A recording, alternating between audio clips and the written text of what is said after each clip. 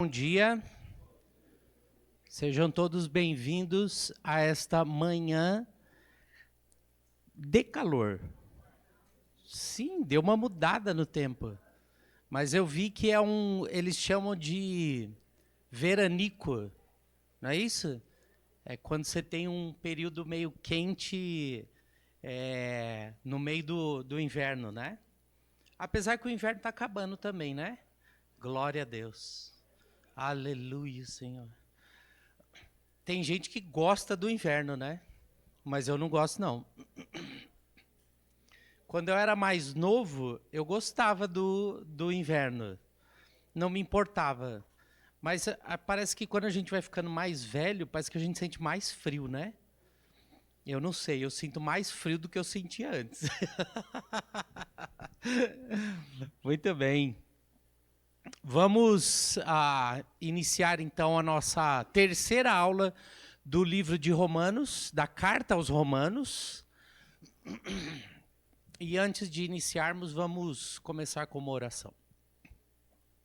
Senhor, muito obrigado, Deus, por essa manhã e muito obrigado pela Tua palavra, que nos é absolutamente revelada e disponível para abrirmos, acessarmos, lermos e entendermos a Tua vontade quando precisamos, quando queremos e também quando se faz absolutamente imprescindível em nossas vidas. Nesta manhã, Deus, pedimos ao Senhor a orientação do Espírito Santo e que a Tua palavra fale conosco, aos nossos corações, nos dê entendimento e compreensão, Pai. Nós oramos assim no nome do Senhor Jesus. Amém. Pode mudar. Muito bem. E aí, Kátia, vamos combinar que você pode deixar o slide inteiro aberto, que aí fica mais fácil, tá? Então pode passar todo. Isso, mais um. Isso. Muito bem. Nós vimos na aula passada que Paulo mostra como o mundo gentil pagão rejeitou a Deus e foi entregue à impiedade e à injustiça. Lembram disso? E aí falamos a respeito da impiedade e falamos a respeito da injustiça, que a impiedade é a quebra do nosso relacionamento com Deus e a injustiça é a quebra do nosso relacionamento com o próximo. E vimos também no final do capítulo 1 que foi escrito para que houvesse uma exposição dos ídolos, dos não religiosos e dos religiosos. E é interessante observar isso porque tanto um quanto o outro, seja gentil, seja judeu, todos são adoradores, porque a essência nossa é de adoração. O problema é que eles estavam adorando a outros ídolos, né? E aí Paulo vai falar muito sobre isso e vai explicar bastante sobre isso. Hoje nós vamos dar continuidade a partir do capítulo 2, tá? A partir do capítulo 2. E antes da gente efetivamente entrar no capítulo 2, porque nós vamos falar muito a respeito da questão do juízo e do julgamento de Deus, eu fiz uma pesquisa rápida na internet. E aí eu coloquei a seguinte pergunta, pode mudar, por favor? Opa! Não precisa mais, agora eu consigo mudar, olha que legal. Deixa eu ver se está funcionando. Uau! Olha só. As letras estão pequenas, mas eu vou explicar para vocês e não tem problema. Então eu coloquei assim, eu fiz coloquei o seguinte título na internet. O que preciso para me tornar um juiz? Tá? E aí veio assim as seguintes palavras, né? Integridade, imparcialidade, né? Então um juiz tem que ser honesto e ético nas suas ações. Ele tem que ser imparcial, que é a capacidade de julgar sem preconceitos ou favoritismos. Opa, aí, isso. Ou favoritismos. Agora eu estou aqui, viu, Kátia, com o passador. Estava ali na bateria. Mas agora, acho que faltou a baqueta ali, daí eles usaram. Mas deu certo. É preciso ter conhecimento jurídico, né? Então, uma sólida formação e conhecimento em direito e legislação, tem que ter uma boa capacidade analítica, que é a habilidade para analisar fatos e argumentos. Um bom juiz precisa ter uma boa comunicação, então ele tem que ter clareza e precisão, tanto na escrita quanto na fala.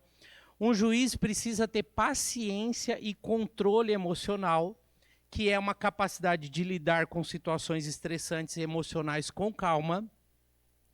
E um juiz precisa ter um sentido de justiça, que é um comprometimento com a equidade e a justiça. Ok? Então, integridade, imparcialidade, conhecimento jurídico, capacidade analítica, boa comunicação, paciência e controle emocional e um sentido de justiça. E aí, eu fiz uma outra pergunta. Então, o que torna um juiz ineligível para julgar? Tá? E aí veio lá, então, as palavras. Interesse pessoal, então, se ele tem algum interesse envolvido na causa que ele vai julgar. Um relacionamento familiar ou próximo, né? Então, se uma das partes, no caso, é um parente próximo.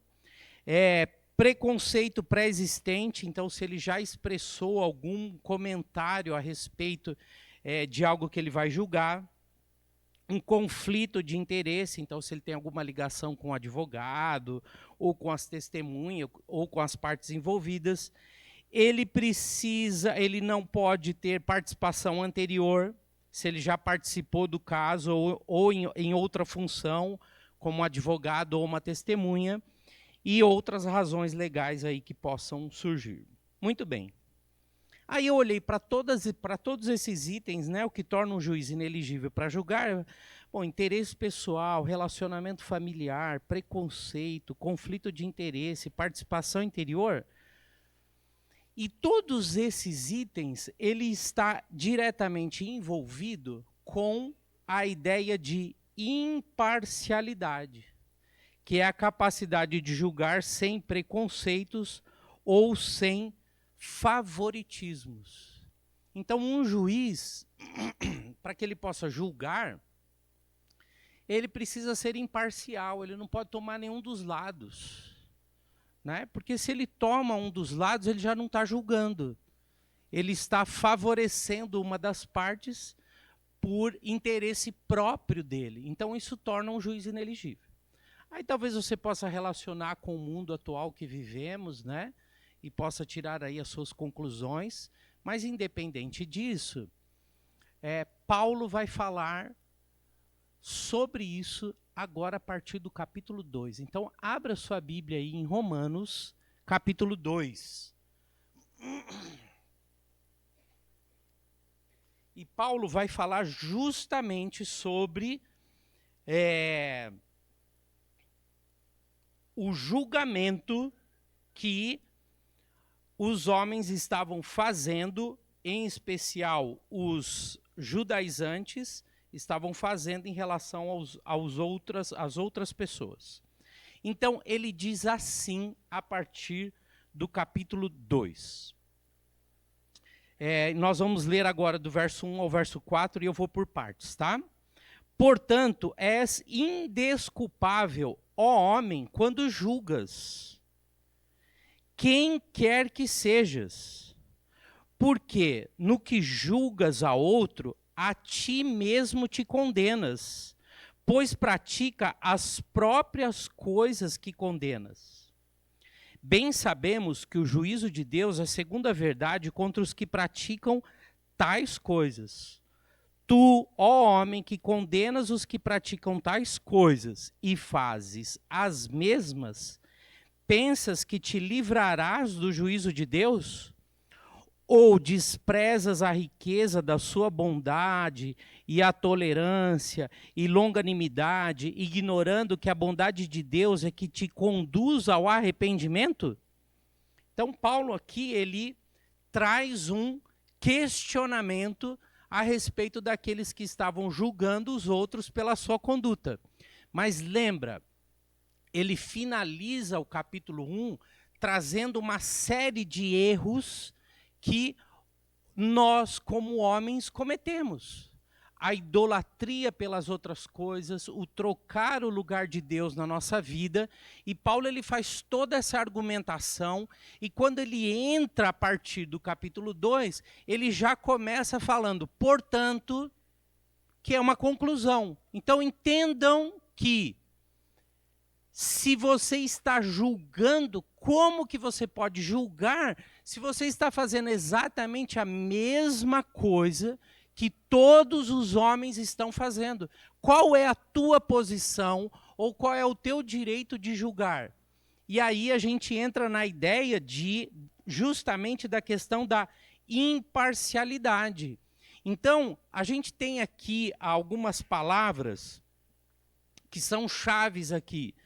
Então ele diz assim, ó, portanto você que julga os outros é indesculpável. Indesculpável. E por que que ele é indesculpável? Por que que estes homens são indesculpáveis? Porque eles praticam as mesmas coisas. Estão entendendo? Então por que que estes homens são indesculpáveis? Porque eles praticam as mesmas coisas.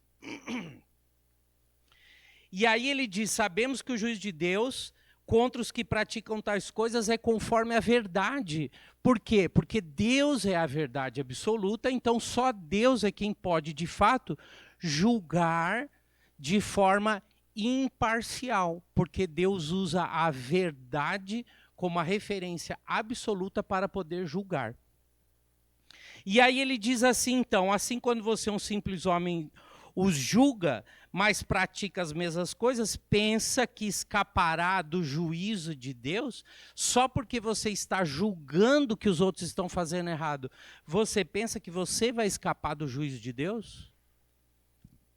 Ou será que você despreza, e aí a gente tem uma outra palavra-chave aí, as riquezas da sua bondade, porque é a bondade de Deus que leva o homem ao arrependimento. Ou seja, eu, você, aqueles homens, os futuros homens, todos nós somos indesculpáveis por conta da idolatria e do pecado do nosso coração. Nós não temos a condição que só Deus tem de poder julgar o outro, e quando fazemos isso, estamos desprezando a bondade de Deus que só Ele pode manifestar. Então eu não tenho condição nenhuma, por mais que eu tenha uma vida correta e por mais que eu faça todas as coisas certas, eu não tenho condição nenhuma de assentar na cadeira do juiz e julgar os outros por suas atitudes. Vocês estão entendendo, gente? Está claro isso? Tá? Muito bem. Aí a pergunta é, então, para quem Paulo está se dirigindo ao falar sobre isso? Para quem que ele está falando? Ele fala de erros para um gentil, que era algo simples e fácil, porém, para um judeu, tinha necessidade de comprovação. E é interessante isso. Lembra que na igreja de Romanos nós tínhamos judeus e tínhamos gentios. Para o gentil falar que ele estava errado, ok, eu concordo. Porque realmente a gente nem conhecia quem era Deus antes. Agora nós conhecemos. Mas, para um judeu, existia uma necessidade de você comprovar que ele estava errado. Então, Paulo inicia a carta aos Romanos trazendo um pano de fundo a respeito de quem nós somos diante de Deus, e ele traz de forma muito clara e evidente o pecado que existe dentro do nosso coração. Então ele precisa iniciar a sua argumentação jurídica, e a carta aos Romanos também é uma carta que tem um viés jurídico muito forte, ela é bem interessante nesse aspecto, e ele traz então toda essa argumentação inicial como se fosse um advogado fazendo as suas... tem um nome, o jurídico que eles usam, eu não lembro o nome, para ele iniciar a causa lá, ele precisa fazer as suas argumentações iniciais. Então, Paulo traz essas argumentações iniciais e mostra. Vocês estão entendendo quem são vocês? Que está todo mundo dentro do mesmo cestão aqui? Todo mundo fazendo tudo errado? Agora que vocês entenderam isso, agora eu posso começar a fazer os primeiros questionamentos. E tanto o capítulo 2 quanto o capítulo 1 traz muitos questionamentos que Paulo faz, e Paulo faz a sua retórica, ele traz o seu questionamento, mas ele também responde as questões. Então ele começa aqui o capítulo 2 dizendo, você que julga, pratica as mesmas coisas. Ou seja, você se coloca numa posição superior, quando na verdade você está na mesma condição que todos os outros. E aí ele vai dizer então, o único que de fato pode julgar é Deus, porque é a bondade de Deus que leva ao arrependimento. Então ele diz, ou será que você despreza as riquezas da sua bondade? Você, ao julgar, você está desprezando as riquezas da bondade de Deus, porque a bondade de Deus é quem leva ao arrependimento, tá? E aí, só para te trazer a lembrança, né? Essa carta, ela é uma carta pastoral, onde Paulo vai tratar sobre a questão das divisões aí entre judeus e gentios que estão acontecendo lá em Roma, e a gente tem ali um período bem conturbado por conta de Cláudio, que era um governante romano e que estava perseguindo severamente os judeus e estava botando os judeus para fora de Roma, literalmente expulsando os judeus mesmo, tá?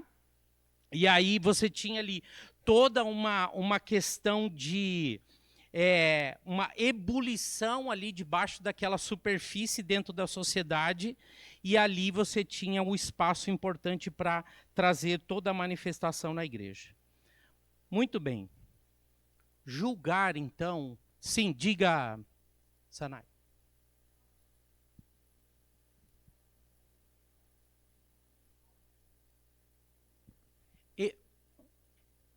Isso. Isso. Quando ele traz o capítulo 1, ele está fazendo a introdução à carta, falando para os dois. Agora ele começa falando diretamente aos judeus. Tá? Pois bem, julgar, então, não é apenas dizer isso é errado. Não é só dizer errado. Julgar é acreditar que os outros são dignos do juízo de Deus, ao passo que você não. Está entendendo? Julgar não é só falar que o outro está errado. Julgar é colocar o outro numa condição da qual você não está. E aí, eu trago a primeira grande reflexão para nós. Será que nós, quando olhamos o erro das outras pessoas, não importa o que seja, será que nós não nos colocamos no papel de Deus, julgando o outro?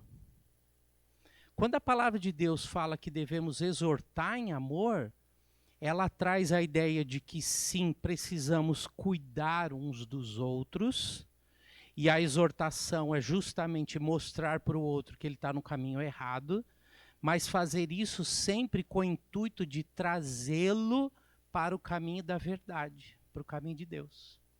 E não é colocar a minha opinião ou aquilo que eu penso, mas colocar aquilo que Deus fala que não deve ser feito. Às vezes as pessoas se chateiam com algumas pessoas dentro da igreja, né? Tem algum conflito, enfim. Isso faz parte de igreja. Desde lá, do início, do princípio da igreja, já existia conflitos, né? Paulo se injuria com Marcos, né? Depois lá na frente, Paulo vai falar assim, não, traz Marcos que ele me é útil, mas lá no início ele se injuria com Marcos. Quando ele escreve a carta aos Filipenses, ele trata do problema de Evódia e Sintique, que estão lá em conflito. Então, os conflitos, eles fazem parte do contexto da igreja. Mas, às vezes, as pessoas, quando estão chateadas, elas dizem assim: eu não gosto mais dessa igreja, porque a IECA é uma igreja ruim. Ó, deu até um clima agora, né? Eu paro e eu fico pensando, e eu trago o seguinte questionamento à minha mente. A igreja, ela é dos líderes? O que vocês acham? A igreja é minha? A igreja é sua? De quem que é a igreja? Então, se a igreja é ruim, você está dizendo que a igreja de Jesus é ruim. Está entendendo? Quando eu julgo a igreja, eu não estou julgando a sua igreja ou a minha igreja. Eu estou julgando a igreja de Cristo, porque a igreja é dele. A gente precisa tomar um cuidado muito grande para não nos esquecermos que as pessoas que fazem parte da igreja de Cristo são tão pecadoras quanto eu o sou. E que precisam tanto de Cristo e da palavra de Deus como eu preciso. Nós precisamos de Cristo. Lembra daquela musiquinha? Nós precisamos de Cristo até o fim, né? Nós precisamos de Cristo para podermos andar nos caminhos do Senhor. E a igreja é o meio pelo qual Deus criou para que a gente possa se cuidar, para que a gente possa se proteger, para que a gente possa se fortalecer. Isso é igreja. Então vai ter problema? Claro que vai ter. Gente, Paulo, quando escreve aos Romanos, ele está falando de um conflito que existia entre judeus e gentios. Ele está justamente tratando deste problema de relacionamento que está acontecendo dentro da igreja. Então, existe problemas de relacionamento dentro da igreja para chuchu. Gostaram dessa? Chuchu ficou bonitinho, né? Para chuchu. Tem muito problema dentro da igreja de relacionamento. Muito. E isso não vai mudar. Só quando o Senhor Jesus voltar. Por quê? Porque o pecado está na nossa carne. Paulo vai tratar muito disso mais para frente, ao longo da carta aos Romanos. E o bem que eu quero fazer eu não faço, mas o mal que eu não quero, esse eu faço. Então vamos nos cuidar e não julgar. É sentar, o julgar é se colocar na posição daquele que é o justo juiz, que só Deus é quem pode, de fato, fazer isso. Tá?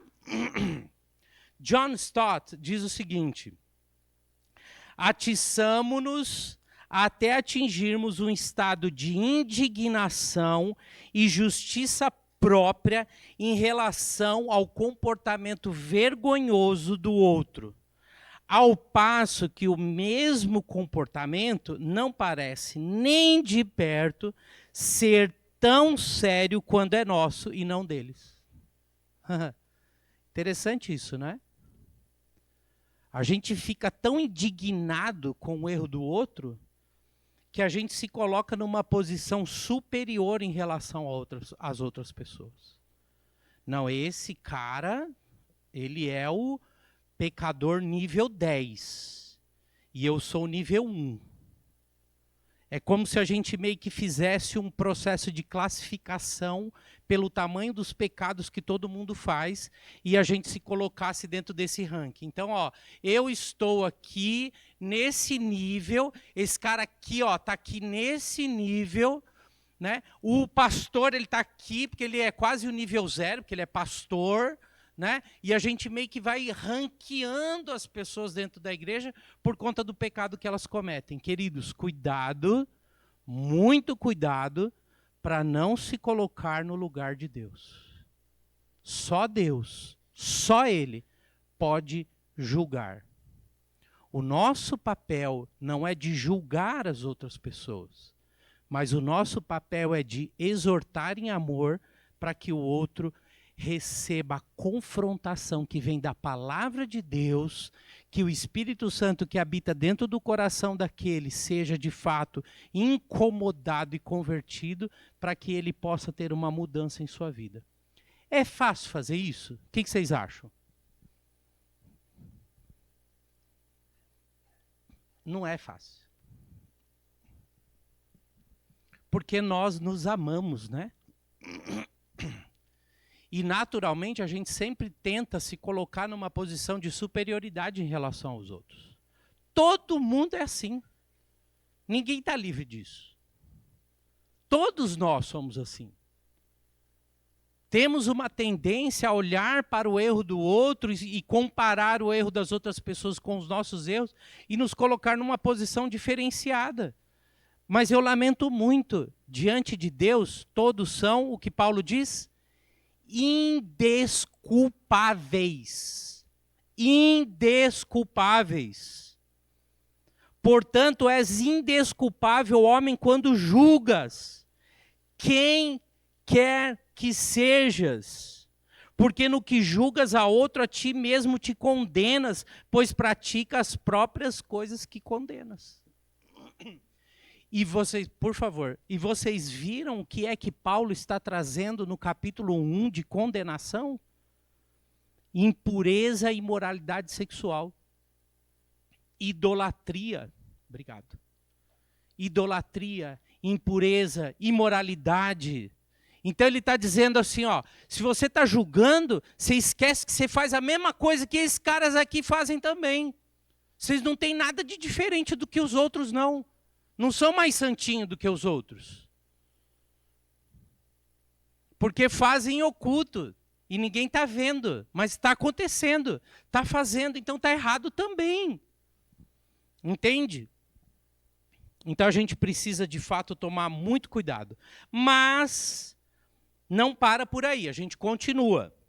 Vamos lá a partir do verso 5. Deixa eu tomar só uma aguinha aqui.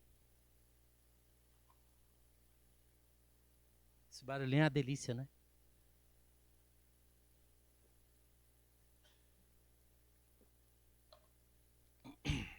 Verso 5. Nós vamos ler agora até o 11, tá? Mas segundo a tua dureza e coração impenitente, acumulas contra ti mesmo ira para o dia da ira e da revelação do justo juiz de Deus, que retribuirá a cada um segundo o seu procedimento. Opa! Cuidado, hein? A vida eterna aos que, perseverando em fazer o bem, procuram glória, honra e incorruptibilidade, mas ira e indignação aos facciosos que desobedecem à verdade e obedecem à injustiça. Tribulação e angústia virão sobre a alma de qualquer homem que faz o mal, ao judeu primeiro e também ao grego. Glória, porém, e honra e paz a todo aquele que pratica o bem, ao judeu primeiro e também ao grego, porque para com Deus não há acepção de pessoas. Olha que interessante, né? Quando a gente entra agora nessa segunda parte aí, a gente tem algumas coisas que são bem interessantes. Ele diz então, contudo, por causa da sua teimosia e do seu coração obstinado, você está acumulando ira contra si mesmo. Então, o seu coração obstinado está acumulando ira contra você mesmo. Para quando? Para o dia do justo julgamento. E griva essa palavra justo julgamento aí. Porque o julgamento, quando é de Deus, ele é justo. Porque Deus, ele é imparcial. Então, Deus julga com a justiça e com a verdade. Então, a sua teimosia, né, e o seu coração obstinado está acumulando ira contra Deus. É interessante a teimosia e o coração obstinado. Você conhece alguém que é teimoso? Sim? Todo mundo conhece um teimoso, né? Esse que vos fala é um teimoso, né? Sabe aquela teimosia que, quando não modificada, se torna uma obstinação? Então, eu vou contar uma história para vocês. Certa vez, na minha casa, na torneira da cozinha, deu um problema lá na tubulação, né? A moça que foi limpar a casa, ela subiu na escada e aí ela acabou meio que se desequilibrando e apoiou na torneira. E aí ela quebrou a torneira, né? E eu já estava meio injuriado, porque já tinha quebrado outras coisas em casa, tal, não sei o quê. E aí eu fui trocar a torneira, porque eu estava indignado, porque já precisava trocar a torneira, mas eu estava indignado, porque tinha quebrado a torneira. E eu fui fazer o reparo ali. E aí eu estava tão irado, né? Que ao desrosquear lá e torcer a outra torneira, ela não estava encaixando direito, e aí eu fiquei irritado, sabe? E aí você vai botando força, vai botando força, certo? E eu pus tanta força, já sabendo que não era para continuar, ó, o teimoso, que eu quebrei. Certo? A tubulação no meio da parede lá. Né? Então, assim, quando você está torcendo e está vendo que não está indo, você é teimoso. Mas quando você força até arrebentar, você já está com o coração obstinado. Né? Resultado, né, gente? Fiquei sem a torneira, prejuízo, porque depois teve que vir um pedreiro, o cara teve que quebrar a parede. Jesus amado.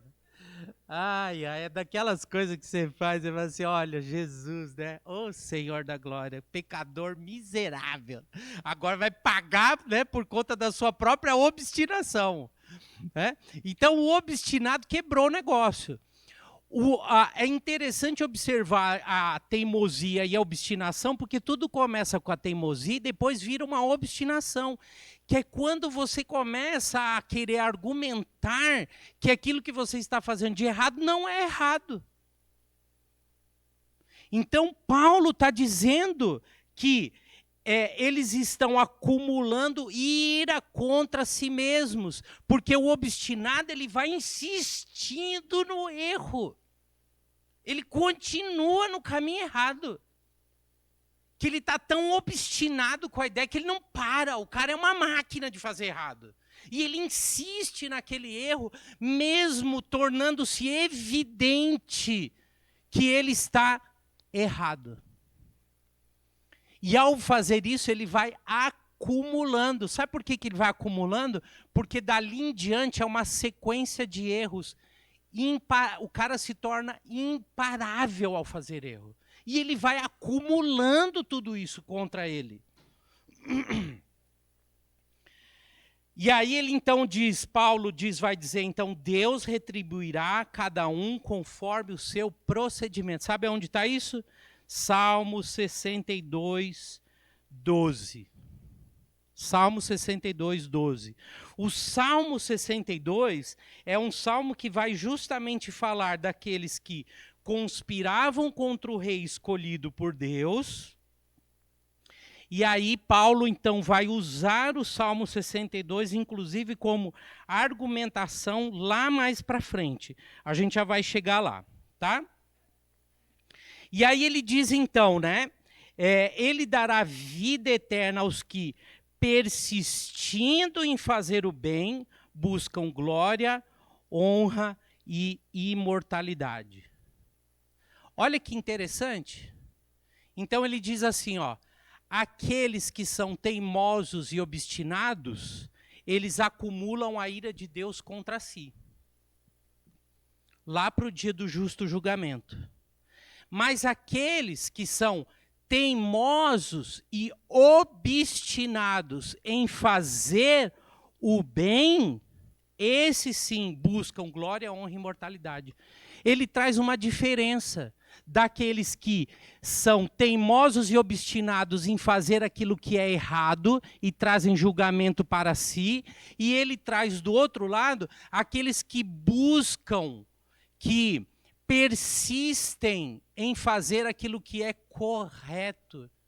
E aqueles que buscam e persistem em fazer aquilo que é correto, trazem glória, honra e imortalidade para si. É interessante essa ideia contrastante. Porque de um lado eu tenho aqueles que são obstinados em seu coração, e do outro lado eu tenho aqueles que são perseverantes nos caminhos do Senhor. Diga, Raquel. A teimosia é saber que eu estou fazendo algo errado, porque ela está relacionada com o erro, e eu continuo insistindo nela, né? Mesmo sendo alertado de que a perseverança é saber que eu preciso fazer o bem e que é difícil, mas eu vou me esforçar. Então, de um lado, eu tenho um estímulo em fazer o erro. E do outro lado, eu tenho um esforço em fazer. Eles são contrastantes. Isso, exato. Tá? Vou dar o exemplo da academia, talvez fique mais fácil, né? Você sabe que você precisa fazer exercício físico, né? E você sabe que aquilo vai te fazer bem. Então, o que você faz? Você se esforça em ir até a academia, né? Para fazer o exercício. E aí lá você se esforça para fazer o exercício, né? Mesmo às vezes não gostando, mas sabendo que aquilo vai te fazer bem, tá? A teimosia do outro lado é você não se esforça em nada para ficar deitado dormindo e comendo igual um alucinado e comendo besteira e porcaria, certo? Mesmo sabendo que aquilo vai te fazer mal. Deu para... Muito bem.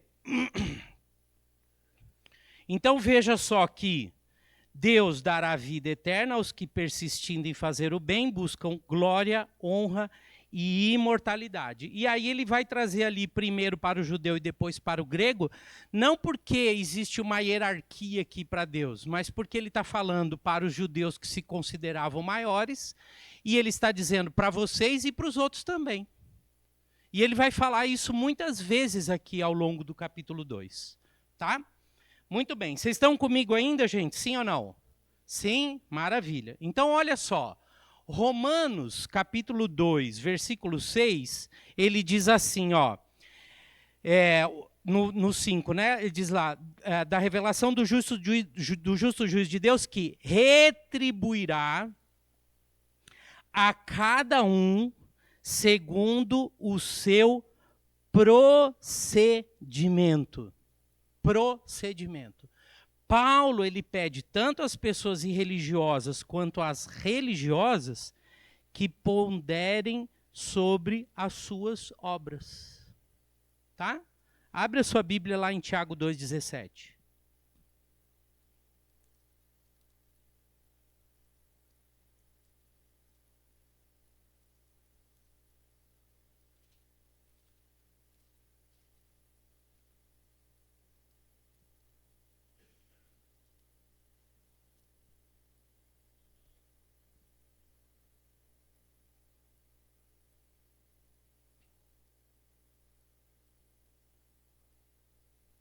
E ele vai dizer o seguinte lá: assim também a fé por si só, se não for acompanhada de obras, está como? Morta. Então, ao persistir em fazer aquilo que é correto, nós estamos buscando a honra, a glória do nosso Deus. Por isso precisamos sim, todos nós, aqui Paulo está dizendo, você judeu ou você gentil, que você pondere sobre aquilo que você tem feito. Que você pense naquilo que você está fazendo. Pois bem, vamos continuar aqui no texto então. Agora vamos lá para o versículo 12. 12. Assim, pois, todos os que pecaram sem lei, também sem lei perecerão. E todos os que com lei pecaram, mediante lei serão julgados. Porque os simples ouvidores da lei não são justos diante de Deus, mas os que praticam a lei hão de ser justificados. Quando, pois, os gentios que não têm lei procedem por natureza de conformidade com a lei, não tendo lei, servem eles de lei para si mesmos. Ou seja, o que ele está dizendo aqui? Se você que é gentil, que não está sendo subjugado pela lei, procede como a lei, então você está trazendo condenação e justiça e juízo para cima da sua própria cabeça. Tá? Estes mostram a norma da lei gravada no seu coração, testemunhando-lhes também a consciência os seus pensamentos, mutuamente acusando-se ou defendendo-se. No dia em que Deus, por meio de Cristo Jesus, julgar os segredos dos homens, de conformidade com o meu evangelho. Se, porém, tu que tens por sobrenome judeu, e repousa na lei, e te glorias em Deus, que conheces a sua vontade e aprova as coisas excelentes, sendo instruído na lei, que estás persuadido de que és guia dos cegos, luz dos que se encontram em trevas, instrutor de ignorantes, mestre de crianças, tendo na lei a forma da sabedoria e da verdade. Tu, pois, que ensinas a outro, não te ensinas a ti mesmo? Tu que pregas que não se deve furtar, furtas? O que ele está dizendo? Você que conhece a lei, que ensina a lei, que guia a lei, que orienta para a lei, você não faz aquilo que você fala para o outro fazer? Essa é a responsabilidade para nós que estamos aqui à frente também. Percebe? Porque se estou aqui à frente ensinando, qual é o desafio na minha vida? Fazer exatamente aquilo que eu estou falando que devemos fazer. A responsabilidade daquele que ensina é maior ainda. E a cobrança está sobre ele. Então, orem por aqueles que ensinam a palavra do Senhor. Porque a responsabilidade se torna maior. E o que Paulo está dizendo aqui, vocês que vão, ensinam e guiam, ensinam as crianças e tudo, mas vocês não vivem de acordo com aquilo que vocês ensinam. Vamos lá. Parei aonde mesmo?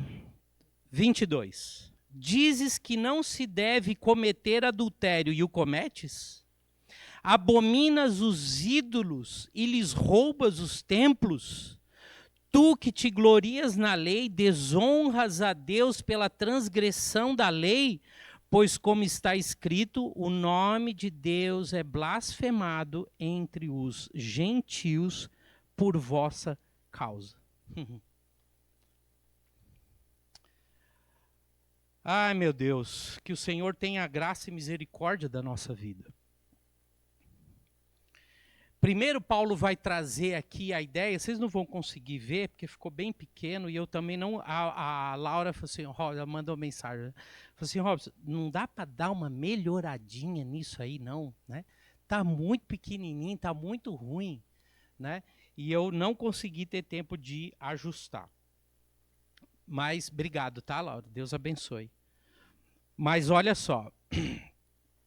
Primeiro ele vai trazer a ideia de que todo aquele que pecar sem a lei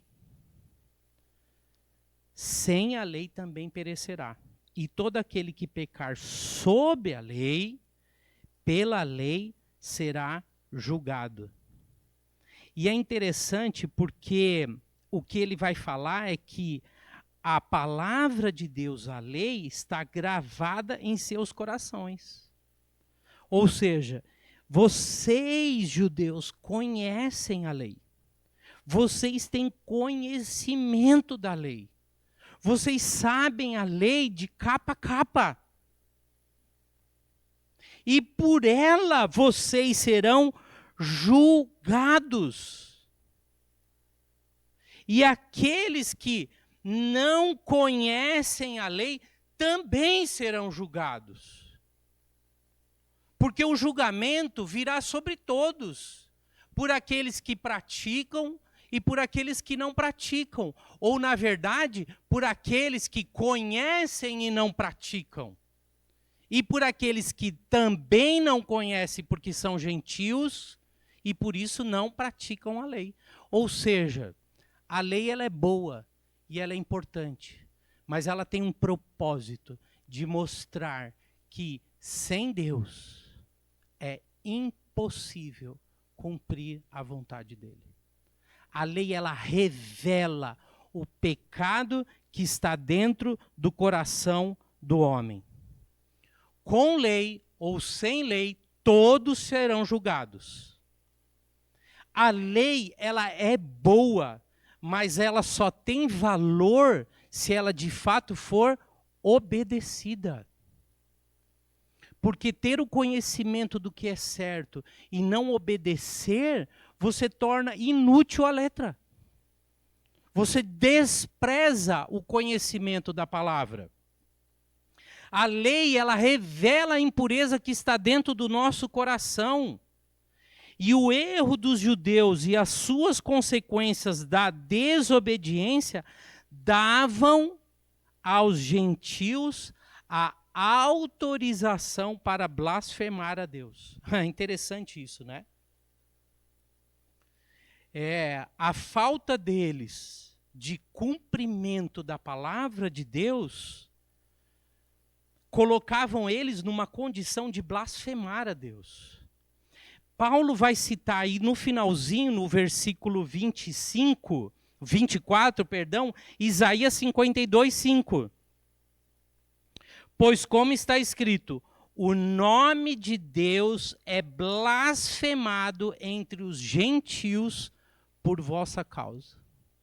O nome de Deus é blasfemado entre os gentios por causa de vocês, que defendem o cumprimento da lei, que acham que tem, porque tá tudo, porque nós conhecemos a lei, mas vocês não cumprem a lei de Deus, vocês blasfemam a Deus, porque vocês conhecem o que deve fazer e não fazem.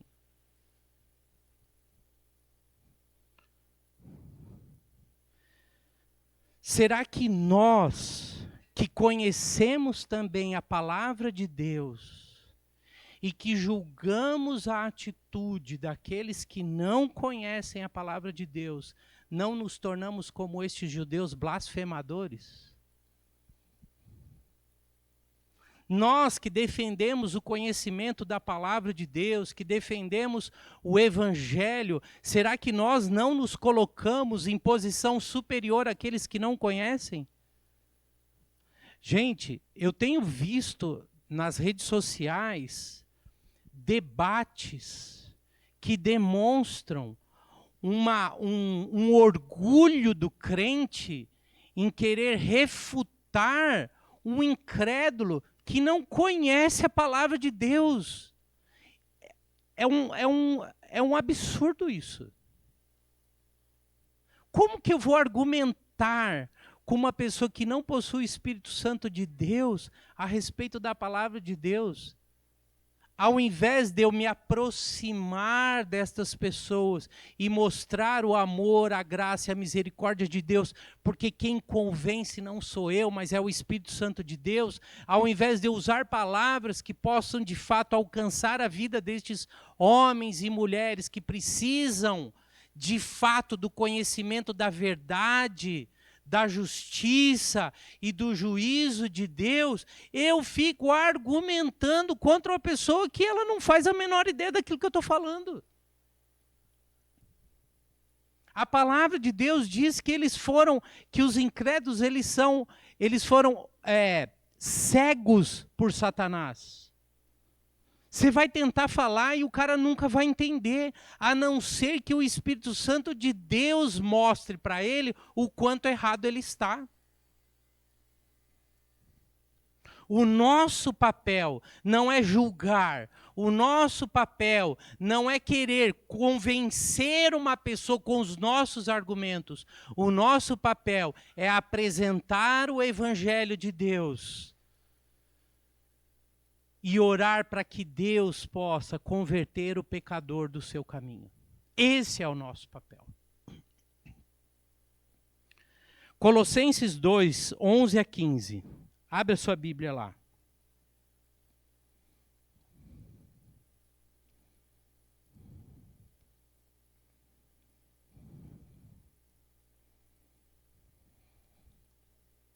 Colossenses 2, 11 a 15. Nele também vocês foram circuncidados, não com uma circuncisão feita por mãos humanas, mas com a circuncisão feita por Cristo, que é o despojador do corpo da carne. Isso aconteceu quando vocês foram sepultados com ele no batismo, e com ele foram ressuscitados mediante a fé no poder de Deus, que o ressuscitou dentre os mortos. Quando vocês estavam mortos em pecados e na incircuncisão da sua carne, Deus os vivificou com Cristo. Ele nos perdoou todas as transgressões e cancelou a escrita de dívida que consistia em ordenanças e que nos era contrária. Ele a removeu, pregando-a na cruz, e tendo despojado os poderes e as autoridades, fez deles um espetáculo público, triunfando sobre eles na cruz. Em Cristo, em Jesus, nós fomos circuncidados. Em Cristo, em Jesus, nós fomos circuncidados e tivemos todas as nossas dívidas canceladas. Olha só o que Paulo vai falar aqui a partir do verso 25. Porque a circuncisão tem valor se praticares a lei. Se és, porém, transgressor da lei, a tua circuncisão já se tornou incircuncisão. Se, pois, a incircuncisão observa os preceitos da lei, não será ela, porventura, considerada como circuncisão? E se aquele que é incircunciso, por natureza, cumpre a lei, certamente ele te julgará a ti, que não obstante a letra e a incircuncisão, é transgressor da lei. Porque não é judeu quem o é apenas exteriormente, nem é circuncisão a quem é somente na carne. Porém, judeu é aquele que o é interiormente, e circuncisão a que é do coração, no espírito, não segundo a letra, e cujo louvor não procede dos homens, mas de Deus. Sabe por que Paulo está falando a respeito dessa questão da circuncisão? Porque a circuncisão ela foi instituída por Deus lá em Gênesis capítulo 17, como uma aliança que Deus faz com Abraão. E dali em diante os judeus passam a olhar para a circuncisão apenas como um ritual para marcar a sua aliança com Deus. Só que a circuncisão, no Novo Testamento, ela vai ser finalizada, esse processo de circuncisão, por causa de Cristo, conforme Colossenses, mas no Antigo Testamento, todas as vezes que é citado a questão de circuncisão, ela está diretamente relacionada à questão do coração. Então, Deuteronômio 10, 16 diz: sejam fiéis à sua aliança em seus corações e deixem de ser obstinados. Jeremias 9, 26, como também o Egito, Judá, Edom, Amon, Moabe, e todos os que rapam a cabeça e vivem no deserto, porque todas essas nações são incircuncisas, e a comunidade de Israel tem o coração obstinado. Ezequiel 44, 9, assim diz o soberano Senhor: nenhum estrangeiro incircunciso no coração e na carne entrará no meu santuário, nem tampouco os estrangeiros que vivem entre os israelitas. Um gentil obediente incircunciso era mais aceitável do que um judeu desobediente circuncidado. Porque o coração a circuncisão, a aliança estava relacionada ao coração. Não. Judeu é quem o é interiormente, e circuncisão é operada no coração, pelo Espírito e não pela lei escrita. Para estes o louvor não provém dos homens, mas de Deus. Ou seja, práticas religiosas, seja o batismo, seja a ceia, seja uma defesa doutrinária, sem a obediência e o coração é tão morto quanto a circuncisão dos judeus. Eles estavam presos ao ritual do que de fato ao real significado. Muito bem. Paulo vai concluir agora, no capítulo 3, do verso 1 ao 8, com alguns questionamentos, e são bem interessantes.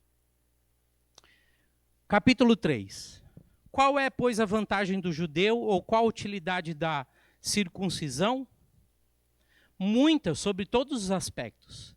Principalmente porque aos judeus foram confiados os oráculos de Deus. E daí, se alguns não creram, a incredulidade deles virá desfazer a fidelidade de Deus de maneira nenhuma. Seja Deus verdadeiro e mentiroso, todo homem segundo está escrito, para seres justificado nas tuas palavras e venha vencer quando fores julgado. Mas se a nossa injustiça traz a lume a justiça de Deus, que diremos? Porventura será Deus injusto por aplicar a sua ira? Falo como homem. Certo que não. Do contrário, como julgará Deus o mundo? E se por causa da minha mentira fica em relevo a verdade de Deus para a sua glória, por que sou eu ainda condenado como pecador? E por que não dizemos, como alguns caluniosamente afirmam que o fazemos, pratiquemos males para que venham bens? A condenação destes é justa. Paulo traz aqui várias perguntas. Que vantagem há entre ser judeu, ou que utilidade há na circuncisão? Muitas, em todos os sentidos. Porque aos judeus foram confiados a palavra de Deus. E o que importa se algum deles foram infiéis? A sua infidelidade anulará a fidelidade de Deus de maneira nenhuma. Seja Deus verdadeiro e todo homem mentiroso. E aí ele vai citar Salmo 51:4, de modo que são justas as tuas palavras e prevalece quando julgas. Mas se a nossa injustiça ressalta de maneira ainda mais clara a justiça de Deus, que diremos? Que Deus é injusto por aplicar a sua ira? Claro que não. Se fosse assim, como Deus iria julgar o mundo? Por que sou condenado como pecador? Façamos o mal para que nos venha o bem, a condenação dos tais é merecida. 8 perguntas e uma resposta só. Não há um justo, nenhum sequer. Não existe nenhum argumento que me declare justo. Nenhum argumento. 8 perguntas e uma resposta. Não há um justo, nenhum sequer. Seja judeu, seja gentil, seja crente, seja incrédulo, não há um justo, nenhum sequer. Pois bem, 3 perguntas para reflexão. Você se considera superior aos outros porque conhece mais da palavra de Deus? Você se acha melhor porque entende mais da palavra do que outros que não entendem? Você busca praticar o bem e tem isso dentro do seu DNA? Você olha para as pessoas e olha para elas com amor e você se dispõe em ajudar, a cuidar com aquilo que Deus tem te dado, seja com posses, ou com oração, ou com apoio, ou com o ouvido, ou com uma palavra? Você defende mais a ortodoxia ao invés da ortopraxia? Você defende a lei, você defende a palavra de Deus, mas não defende a prática da palavra de Deus? Você defende mais o conhecimento do que a própria prática? Reflexões, perguntas, para observarmos como está o nosso coração diante de Deus. Oremos. Senhor, muito obrigado, Deus, por tua palavra E obrigado, Senhor, porque o Senhor nos confronta a termos de fato uma vida que busca honrar e glorificar a Ti no nosso dia a dia. Nos ajuda, porque somos incapazes de fazermos isso por nós mesmos. Oramos assim no nome de Jesus. Amém. Intervalo, gente.